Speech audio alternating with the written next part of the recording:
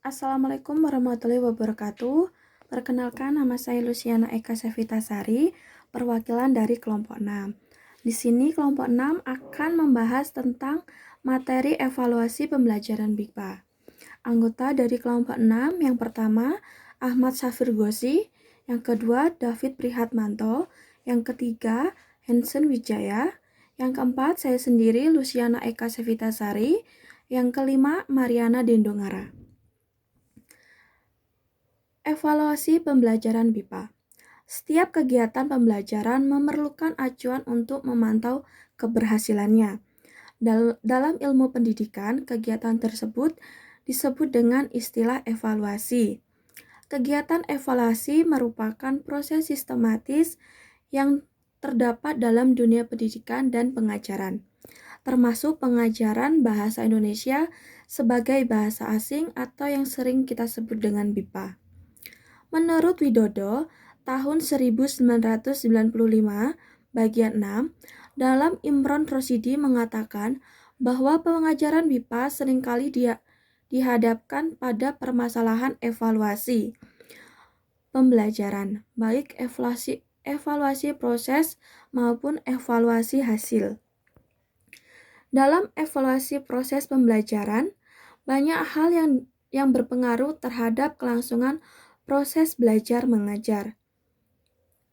Berkaitan dengan evaluasi hasil pembelajaran, permasalahan yang sering dihadapi oleh pengajar antara lain bentuk, jenis, dan kualifikasi alat ukur yang digunakan. Kondisi seperti ini akan selalu dialami pengajar ketika melaksanakan tes, penentuan level, baik berkepentingan klasemen tes, pretest maupun tes akhir program. Selanjutnya, bentuk alat ukur evaluasi BIPA. Di sini dibagi menjadi dua, yaitu berupa tes dan non-tes. Bentuk alat ukur yang berupa tes dapat digunakan untuk mengkaji kompetensi, meliputi yang pertama struktur dan ekspresi tulis, yang kedua kosakata dan membaca, dan yang ketiga yaitu menyimak. Selanjutnya yaitu non-tes. Non-tes dapat digunakan untuk menguji kompetensi. Yang pertama yaitu kompetensi berbicara, yang kedua kompetensi menulis dengan bentuk penugasan. Nah, bentuk evaluasi tersebut dapat digunakan untuk mengevaluasi keberhasilan dalam proses pembelajaran BIPA. Selanjutnya, jenis dan tujuan tes dalam pembelajaran BIPA.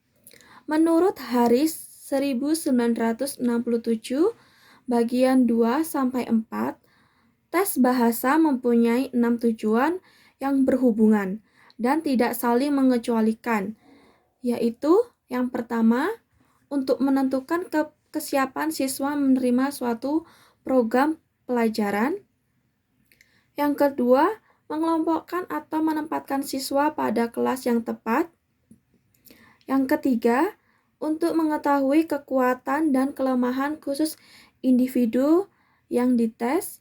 Yang keempat, untuk mengukur bakat dari pelajar. Yang kelima, untuk mengukur luas pencapaian tujuan belajar pada siswa. Dan yang terakhir, keenam, untuk menilai keefektifan pengajaran. Selanjutnya, jenis dan tujuan tes dalam pembelajaran BIPA. Yang pertama ada evaluasi kebahasaan dan evaluasi keberbahasaan. Evaluasi kebahasaan melingkupi yaitu tes ucapan dan ejaan, tes kosakata, dan tes struktur atau tata bahasa. Sedangkan untuk evaluasi keberbahasaan meliputi tes menyimak atau mendengarkan, tes berbicara, tes membaca, dan tes menulis. Selanjutnya, kriteria tes BIPA. Untuk menyusun tes BIPA yang baik, ada beberapa kriteria yang harus diperhatikan pengajar dalam ilmu pendidikan. Kriteria tersebut dengan istilah validitas dan reliabilitas. Dalam tes BIPA, hal tersebut pun wajib menjadi perhatian pengajar. Sebagai alat ukur, tes harus memenuhi beberapa syarat, di antaranya yaitu syarat validitas, reliabilitas, dan kepraktisan. Baiklah, demikian hasil dari kelompok 6 berdiskusi tentang evaluasi pembelajaran BIPA. Terima kasih atas partisipasinya teman-teman. Saya akhiri. Assalamualaikum warahmatullahi wabarakatuh.